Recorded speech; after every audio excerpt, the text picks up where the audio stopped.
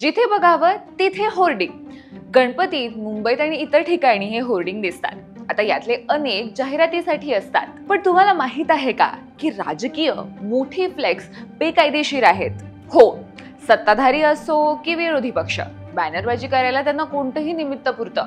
मुख्य म्हणजे हे सगळं बेकायदेशीर असूनही. मार्च 2025 मध्ये यावर सुरू असलेल्या सुनावणीत राज्य शासनाने कोर्टाला काय सांगितलं माहितीये? या इल्लीगल बॅनरसाठी FIR दाखल करू शकत नाही. का?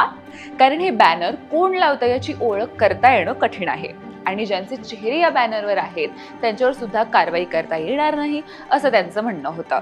बॉम्बे हायकोर्ट वर्षानुवर्ष या बेकायदेशीर होर्डिंगवर कारवाई करा म्हणून सांगत आहे, पण यंत्रणा हे काही मनावर घेत नाहीये. 2024 मध्ये तर हायकोर्टाने राजकीय पक्षांना अंडरटेकिंग सबमिट करायला सांगितलं होतं की आम्ही बॅनर लावणार नाही, आणि सगळ्यांनी ते केलं सुद्धा. पण त्याचा काही परिणाम झालेला दिसतो का?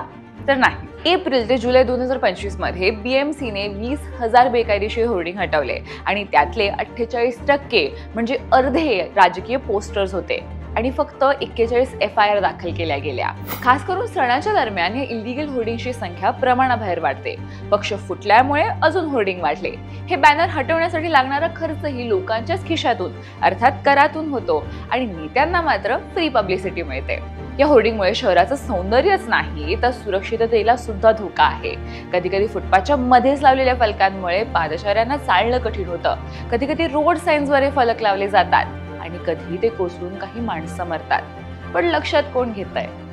इतक्या तक्रारी, कारवाया, कोर्टाचे आदेश दिले तरी परिस्थिती जैसे थे तशीच आहे आणि याला सगळे राजकीय पक्ष सारखे जबाबदार आहेत.